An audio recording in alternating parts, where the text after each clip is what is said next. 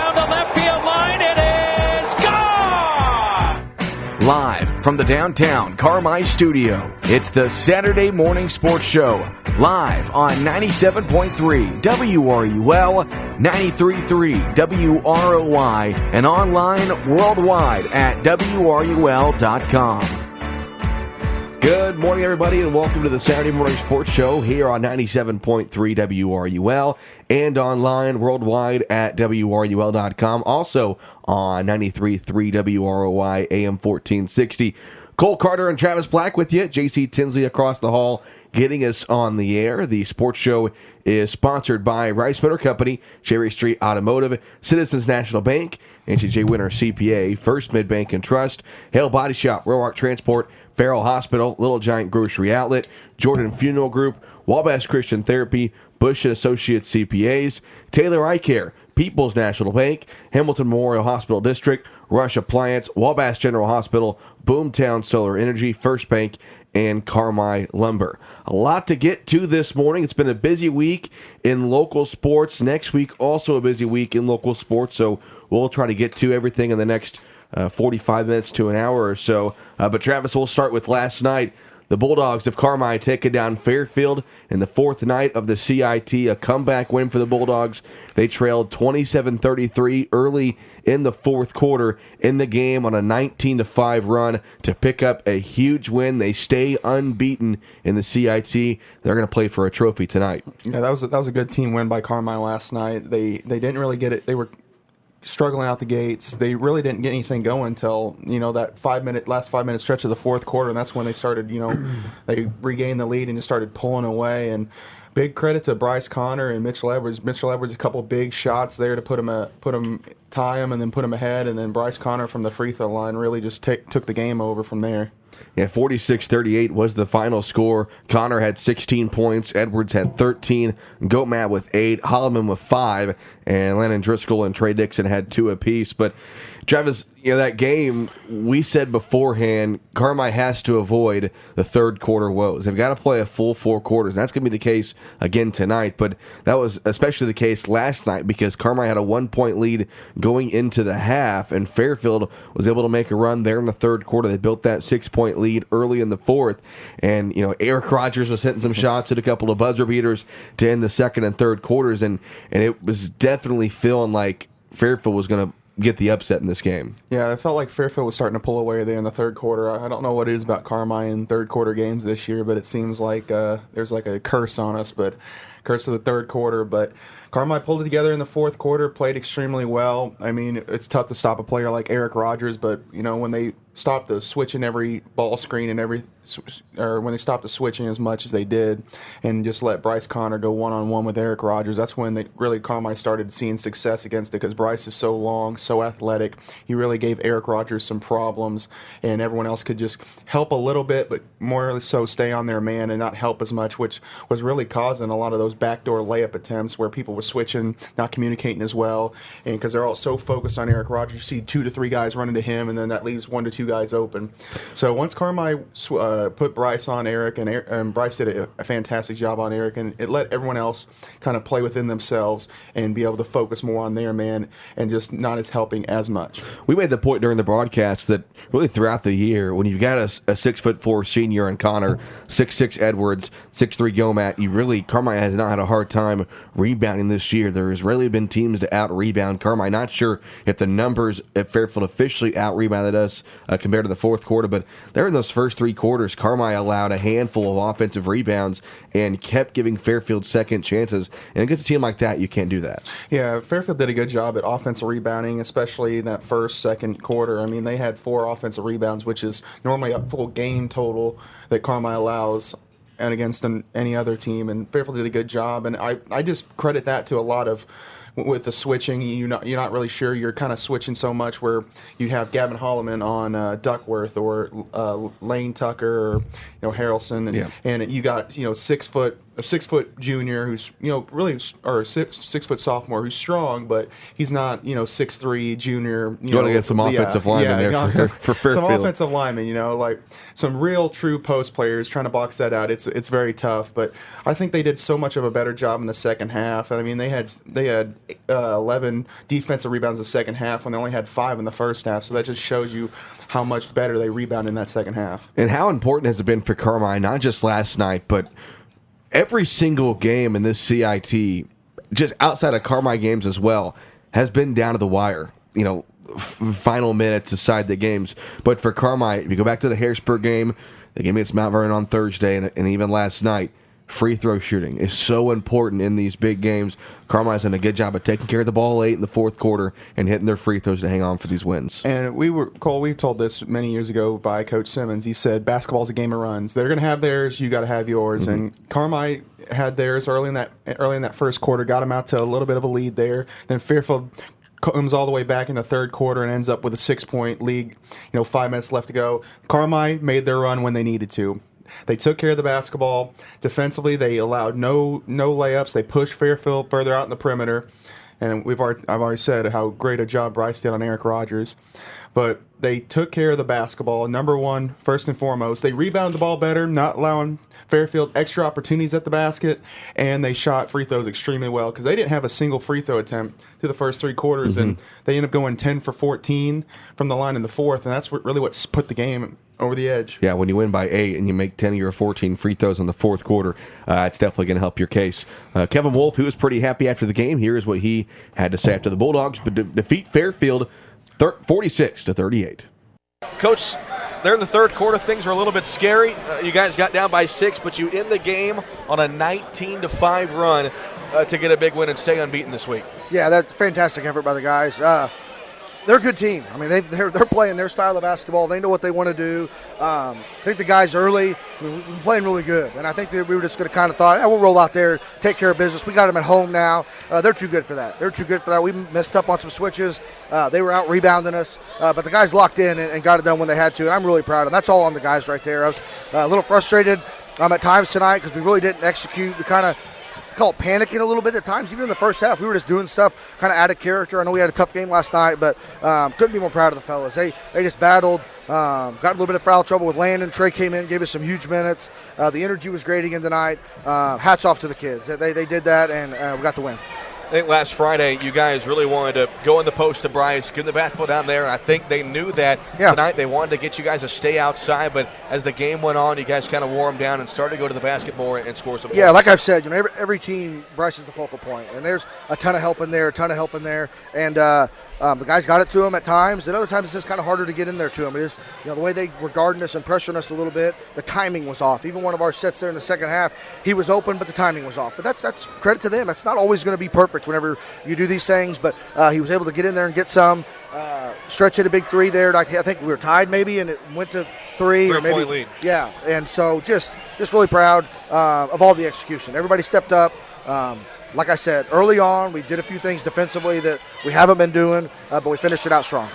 And we always talk about Bryce in the offensive and how he's the focal point. And tonight he really stepped up big and went and took the challenge of guarding Eric Rogers and did a phenomenal job on him. Really kept him away from what Fairfield wants to do with running him off those diagonal screens, getting him backdoor to the bucket, posting him up a lot. I mean, Bryce did a phenomenal job. He did a great job, and that's what your senior leaders, you want him to do. Heck, there before halftime, I was wanting to catch our breath, and take a step back, and he was wanting to still up guarding him. And he kind of at halftime.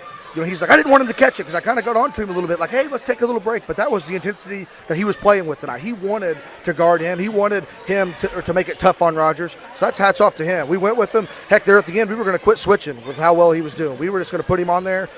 So good job by him. Good job by others helping. We did a lot better job of that there in the second half. But just credit to the guys. These games are tough. They're just really tough. This tournament's been phenomenal. Got another one tomorrow. Evansville Day is going to have fresh legs. I was kicking myself all day today. We're playing these last 2 games against 2 teams that had the day off before us. And, it's never easy to set these tournaments up. But I think we had a little heavy legs early. We played a tough game last night. They looked like the fresher team early. But I think once it got down to fourth quarter, I think the adrenaline kicked in, and we were just able to play some good basketball down the stretch.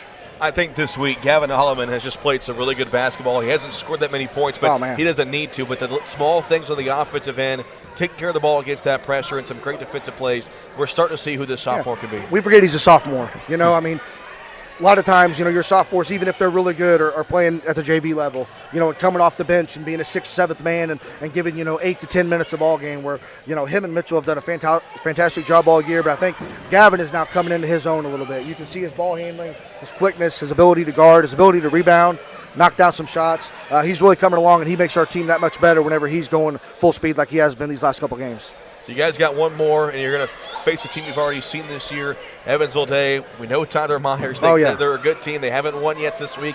They've lost a lot of close games, but it's a championship game for you guys. Talk about big games and what you want to play in, and you got to finish it off tomorrow night. Yeah, and, he's going to come over here. They don't want to go 1-4 in this tournament. They're a solid team, and they've lost some close games here. They want to win one, and we want to win one. It's been the first time in a long time we have a chance to go 4-0 in this tournament. The guys did what they had to do tonight to get to 3-0. The only team in the tournament right now without a loss, so we put ourselves in a really, really good position. But we want to go 4-0, and that's what the guys were talking about in there. But we're going to have to be ready because they're going to have fresh legs, and they're going to be pressing and running all over the place. We have to execute, get the ball where it needs to be strong around the bucket, knock down open threes. That's just kind of our motto. We want to be strong around the hoop, knock down open threes, and make free throws, and when we do that, we're a really good team.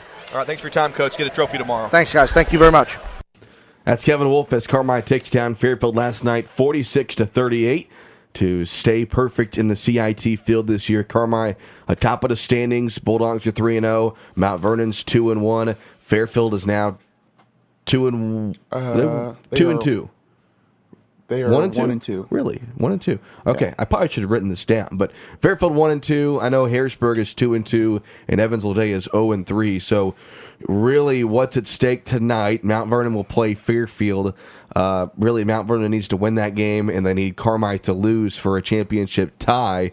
But if you're Carmi, your fate is in your own hands. You get the win tonight against Evansville Day. You win your first CIT championship since 1999.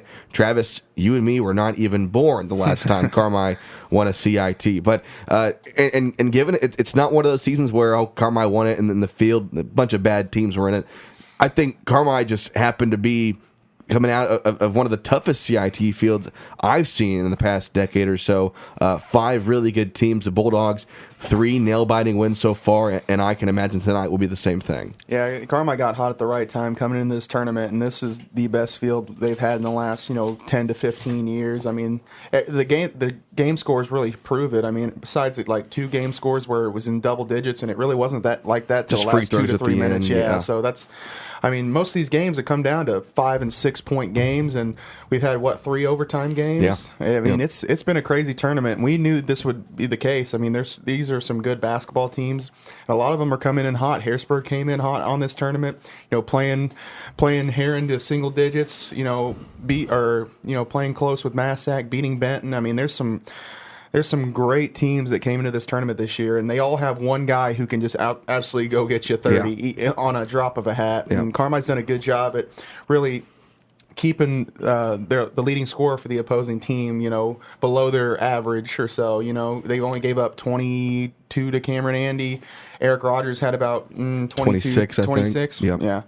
I mean, which is an off night for him. Which is an off night. I mean, he didn't shoot particularly well. Yeah. So Carmi did a good job on that case. But normally when you see Eric Rogers go, if he gets 30, you know it because he's hot from 3. But then they got another tough test later today in Tyler Myers. But Carmi's done a great job at really limiting the opposing team's leading scorer and playing good team defense. And the offense is going to happen for this team because they're so good offensively. They can shoot. They love sharing the basketball, and they're going to hit their shots. They just got to focus on that defensive end like they have the last 3 games in this tournament, and they should put themselves in a great position later today. Yeah, again, they're going to face a guy, Tyler Myers, who's the leading scorer in the tournament this year. 94 points he is scoring. He scored 30 in the first half against Harrisburg back on Thursday. But Travis, we saw the first time they played Evansville Day. We've seen Evansville Day play this week. If Myers can't get you that 30 to 40 points, they have a hard time winning games. I mean, the Willsey kid, the coach's kid, he's a great player, but nowhere near the score that Myers is. So I think if Carmi can just figure out a way, like they did a couple weeks ago to stop Myers. I know he had, I think, 35 points in that game that Carmi beat Evansville Day a couple Saturdays ago, but you hold him under 50, you're doing something right.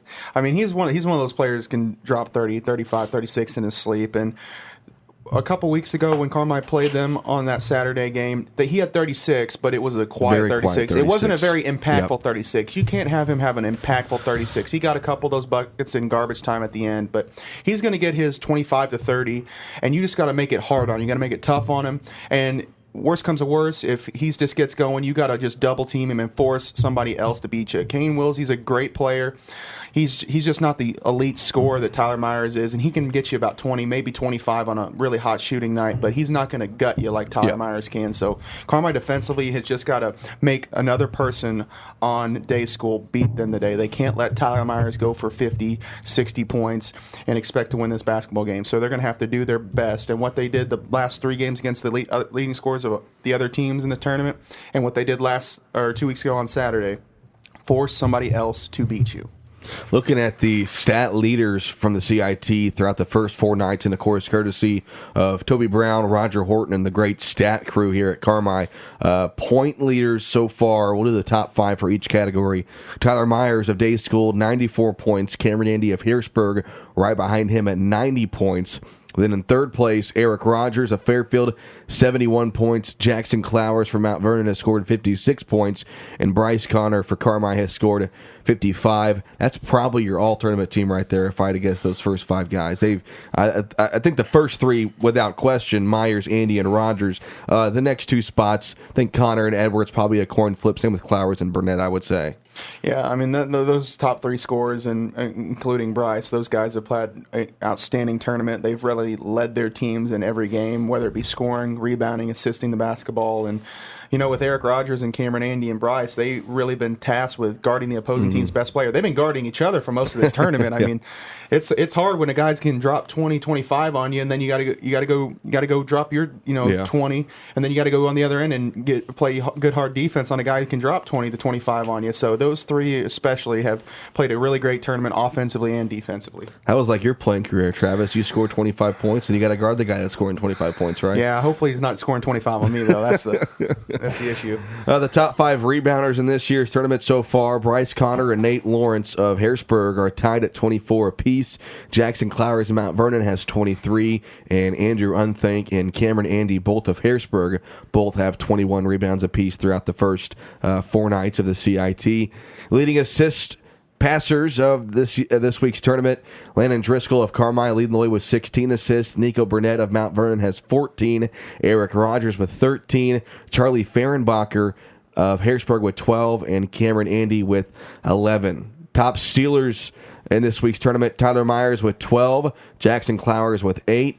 Nash Hostetter of Mount Vernon with 6, Nate Lawrence of Harrisburg with 6, and Justice Dagg of Fairfield with 6. And Travis, you look at the leading stealer of the week, and it's Tyler Myers of Evansville Day School. Another note for Carmi tonight in that game, they're going to face an awkward type zone defense that Evansville Day wants to play. They want to kind of double team the top. It's really, how would you, it kind of almost like a 2-2-1 zone. Yeah, you got 2 guys out at the top, 2 guys in the middle, 1 guy back, just trying to steal a pass there in the middle for a quick layup. Their zone defense is very strange. Sometimes they're in a 1-3-1, and they just have Tyler Myers at the top shading the middle and trying to force it to one side, and then they have the backside coming up for the steal. Sometimes they drop into that 2-2-1, or sometimes it's a 2-3. It's very awkward.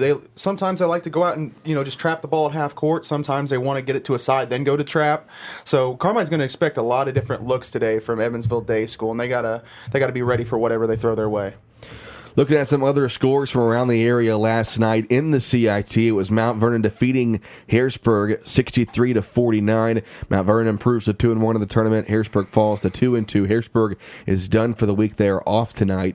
At the Arrowhead Classic at Johnson City, El Dorado clinches the championship there as they defeat Christopher 52-37. DuQuoin over Johnson City 50-42. In the Benton Invitational, Pinckneyville all over Cesar-Vallier 75-29. Benton defeats Hamilton County 70-57, and Meridian over Vandalia 63-59. In the Nashville Invitational, it was Nashville defeating Mascoutah 52-38. Breeze Central over Breeze Mater Dei, 54-41. And the Salem Invitational, Mount Vernon defeats Carbondale 50-40. And that was win number 2,000 for Mount Vernon, Illinois, the Rams and their program history. Win number 2,000 for them. And the Zero-Man Classic down in Massac County, it was Charleston, Missouri defeating Goreville 79-54, and then Massac County took down Vienna 75-57. Kind of surprised that game is a very was surprising a score. lopsided as it was. I would have figured Vienna would at least got 70. Yeah. The West Frankfort Midwinter Classic in the championship, it was Centralia defeating Heron 42-37. So only the third loss of the year for the Tigers comes in the championship game of that Midwinter Classic in West Frankfort. In the third place game, the Redbirds defeated Cairo 67-58. And in just regular season conference play in the Greater Egyptian Conference, it was Thompsonville over Carrier Mills by 1, 56-55. Gallatin County defeats Hardin County 57-44. Pope County over Galatia 41-38. And in non-conference play last night, NCOE defeats Edwards County 56-45. So again, tonight is the final night of the Carmi-White County Invitational Tournament. It will be Mount Vernon against Fairfield at 4:30. All the games are bumped up an hour tonight, so a 4:30 start for the first game, and then Carmi will play Evansville Day at 6 p.m., and that game can be heard on WRUL, or you can watch the game on the WRUL Sports YouTube channel. But, Travis, the entire week in the CIT, almost every single game has been down to the wire. Close game, besides a couple of games that free throws made an 8 to 10 point game at the very end. But I think overall, no matter what happens tonight, it's been a great week of basketball here in Carmi. It's been probably the best CIT in the last 10 to 15 years. We've talked about it. Best field, and every game has come down to the wire. We've had 3 overtime games, a lot of high-scoring affairs between individual players, with this much, scoring talent they've had on each team. I mean, it's been a great week of basketball, and we thought it was going to be good, but I don't think we thought it would be this good. Yeah, this good. I agree. You got to understand, sometimes there'll be a blowout here or there, even if you got teams that are really evenly matched. Somebody just doesn't have it on that night, but no, it's been, nitty-gritty, down to the bone, just clawing away at leads. It doesn't matter. If somebody has a 10-point lead, the other team's going to come back, and it's been throughout this entire week that no game is out of reach. Even if you have a 10 to 15-point lead going into the third, the other team will claw back in. It'll make it a 3-point game going the last 3 minutes. So before we go to break, I'll ask you, give me your all-tournament team predictions. I think that they just do 5 members, I believe. All-tournament team predictions and MVP prediction. Who do you got? I'm going to say Cameron Andy, Eric Rogers, Tyler Myers. I think Bryce Connor will be on there, and then that 5th spot will be Clowers. Has probably had a better tournament than Burnett, but I think it's a coin flip between those two. If we're just doing 5, and those will be my 5, and then if Carmi wins tonight, Bryce will be the tournament MVP. Okay. Now, do they normally give the MVP to someone who's already been in the team, or will they add a 6th member? Do you think? I think it adds a 6th. Okay, but if so, I think it will go to either the other Mount Vernon player, whichever if it's one not, which one doesn't get it, or Mitchell Edwards could also make the team. But I think from Fairfield, Harrisburg, and Day School, those 3 are making it, and I don't think they're going to get a 2nd member. Yep, I agree. I feel the exact same way. Mitchell Edwards had a great first night. I think he had 24 points in that first game against Harrisburg, but I know he had 13 last night. Just kind of hasn't had as much of electric games, but you're right. Bryce Connor has been averaging about 15 points per game this tournament. So we'll be interested to see, which one of those two, if Carmi wins tonight, can maybe have an outstanding game to possibly win an MVP there. But just to think, Carmi is in a spot to win the CIT. And again, it's not going to be easy by any means, taking on a tough Evansville Day School team tonight. It's going to be fun to watch it. And again, that's tonight at 6 o'clock as the Bulldogs take on the Eagles. We'll take our first break of the day. When we come back, we'll take a look at what's going on next week here in Carmi, right here on the Saturday Morning Sports Show on 97.3 WRUL and 93.3 WROI AM 1460. And here's what they had to say about kind of how they got started and why they continue to do this every year here in Carmi. They were just reaching out to coaches around the nation, honestly, looking for teams to put on a competition. And to be quite honest, I listened, I took it in, I thought I had a background in cheerleading. I cheered for Carmi, I had cheered at USI and was coaching there at that time too, and thought I could do that, but I have a brand new baby, I'm not really interested, and I just put it to the side. And then within the next few weeks, honestly, which I think is kind of a God thing, within the next few weeks, my mother-in-law had a stroke and she was diagnosed with terminal brain cancer. So within the time that the Cheer for a Cure organization contacted me, my mother-in-law passed away just 3 months after that, and my perspective on raising money for people that had cancer changed drastically. It helped us get started. However, as we got into it, we saw more and more of a need for our families here locally that needed the assistance. We saw all the money that was being raised, and it went to people we didn't know. And we had so many people that we personally knew, and it was like, we've raised this much money. And not that we don't need research. We're not saying that at all, because absolutely we need research. It's just we wanted to be able to help our community with this, because the community was starting to get behind us even on that. And that's when we started to take a look at, can we do this on our own? Just to go to the doctor alone, it would be a minimum of $100 a day just to walk out the door to drive to St. Louis, because you'd have gas. You'd always have to have at least 2 meals. Either it was breakfast and lunch, or it was lunch and dinner. And that's just to go to one doctor appointment. You know, we were going 2 and 3 times a week. You're in the hospital, hopefully not in everybody's case, but in a lot of these cases, that the people that we try to help tremendously, they're in the hospital for an extended period of time. If it's a child, you've got a parent that's having to take off work to stay with them. If it's an adult, they're not working. There's just a lot of things behind the scenes. You know, everybody thinks, you know, they have insurance and insurance is going to cover it, and it does, and it's great. But some people we help don't even have insurance. So there's just a huge need out there. So that was Lacey Moore and Amy Rice earlier this week at the Carmi Kiwanis meeting, talking about Cheer for Your Cure. That is next Saturday, the 28th, at the high school here in Carmi. Such a great event they host every single year to raise so much money for so many folks in our area that are dealing with cancer. And Travis, I made the point to you during the break that Amy's daughter, Megan, a close friend to us, it was 7 years ago, I think, yesterday, that she was diagnosed with leukemia, now cancer-free, getting engaged. It's so great to see the progress that she's made and so many others in the area, and that's a big thanks to the money that they raise here for Cheer for Your Cure to help so many people in the White County area.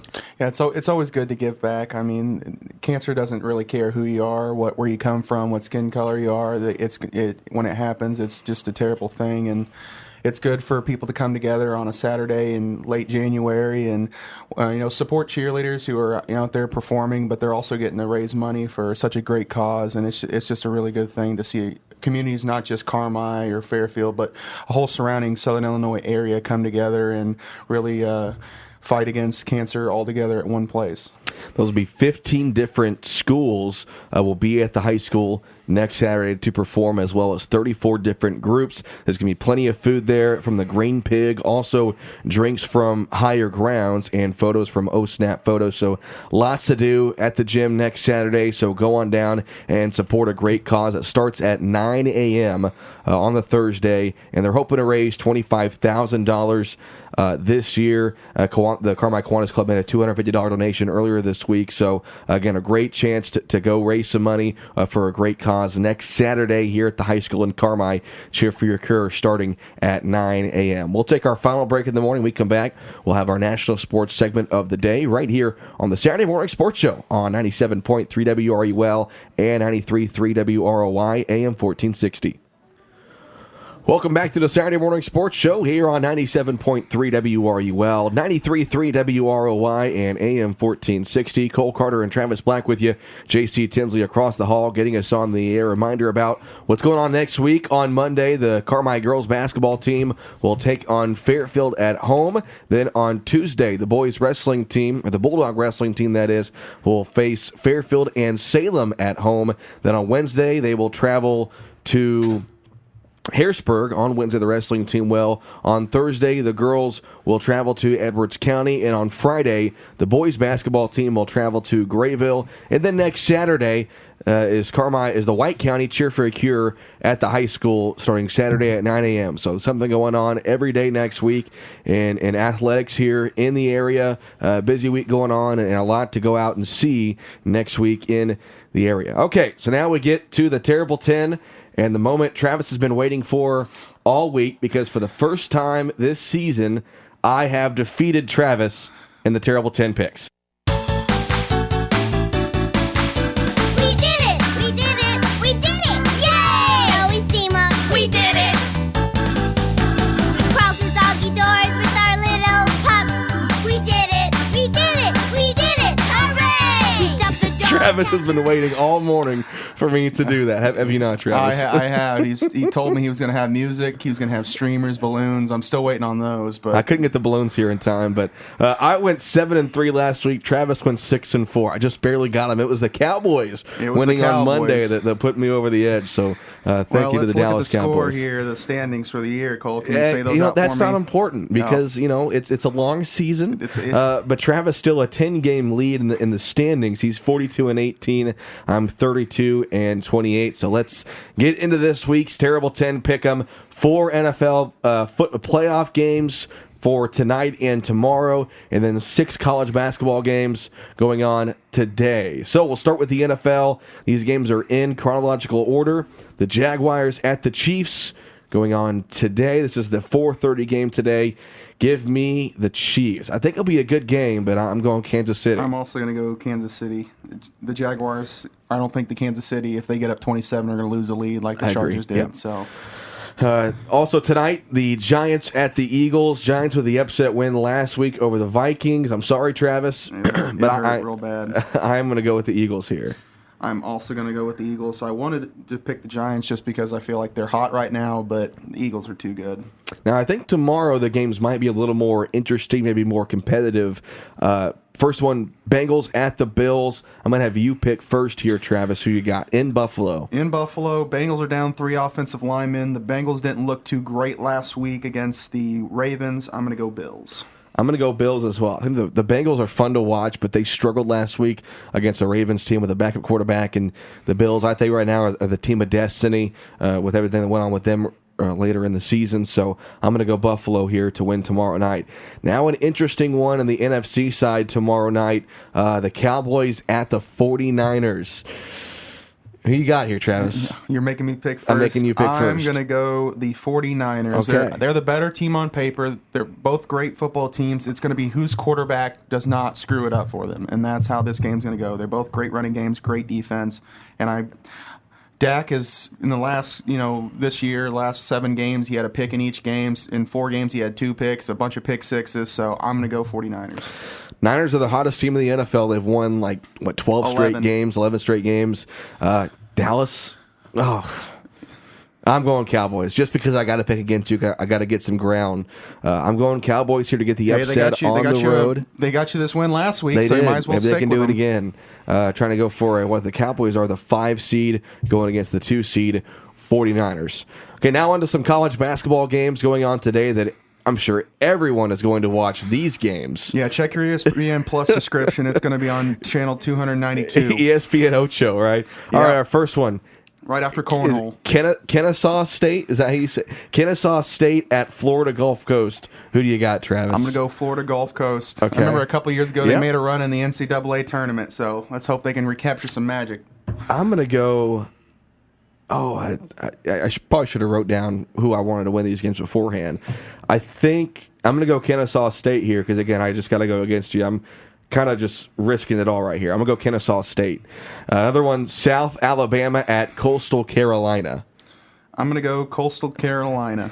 Can you name me the mascots for these two teams? If you do, I will give you $5 right now. $5. Oh, gosh. If you can name me the mascots for these two teams. South Alabama and Coastal Carolina. I have no idea. I'm going to go Carolina Panthers. I don't know. No. Okay, so South Alabama, they're the Jaguars. Jaguars. And Coastal Carolina is the Chanticleers. The Chanticleers. Chanticleers. I think that's how you say it. Is you pronouncing that correctly? I've never heard of that. I think is I that am. Is that chandelier spelled fancy or something? I don't know. Anyway, so you said who'd you pick? Coastal Carolina. You're going to pick Coastal. I will go with South Alabama. That is where Brendan Donovan went to college, South Alabama. Really? Yes, there you go. Charlotte at Western Kentucky. I will go with the Hilltoppers here. I'm also going to go with the Hilltoppers. And our last game that nobody really cares about, Montana State at Montana. Who you got, Travis? I think the team with Montana its name is going to win. I'm going to go with Montana State because it's the state. I don't know. Okay, so you're going to go with State. I will go with just Montana here at home. And then a couple of games that are actually interesting. Number 14, TCU at number 2, Kansas. Give me the Jayhawks at home. I know they did lose earlier this week to Kansas State. Still the number 2 team in the country, though. I'm taking Kansas. I'm also going to go with the defending national champion, Kansas Jayhawks. And then our last one, terrible 10 pick'em for the week. Number 5, UCLA at number 11, Arizona. Give me Arizona. Wildcats at home. They are the Wildcats, right? Arizona Wildcats. Yeah. Give me the Wildcats at home. I'm going to go the UCLA Bruins. Okay. Taking the higher seed there. All right, so there's our terrible 10 pick'em for the week. I'll get my celebratory music ready for next Saturday. Actually, there won't be a show next Saturday. I'm going to be out of town. Got to go to a wedding, so we will not have a Saturday morning sports show next Saturday. We'll pick things up on the following Saturday, which will be, I believe, February 4th, right? I do believe so. Carmi does play that afternoon, so we'll have a show. Mount Carmel. Yeah, they play Mount Carmel that morning or that afternoon. We will have a show that morning. So again, tonight is the final night of the 43rd annual CWCIT. If you can't make it, we'll have the Bulldog game for you starting at 6 o'clock when they take on Evansville Day. If the Bulldogs win, they win their first CIT championship since 1999. So it should be a fun atmosphere, should be a fun game. If you can go to the game, go. But if you can't, of course, we appreciate if you tune in on the radio or watch the game on the WRUL Sports YouTube channel. I want to say a big shout out. We've had a couple of internet problems this week with our broadcast, and I'll take the blame on that. But I want to say a big thanks. Scott Maring, he was stuck here at the studio in our game on Thursday, worked through some issues and got us on the air on his own. Also to Asher Penrod, who's been with us at the school, getting us on the air. And a big thanks to the Carmi custodians, John Gomat and Logan Weller.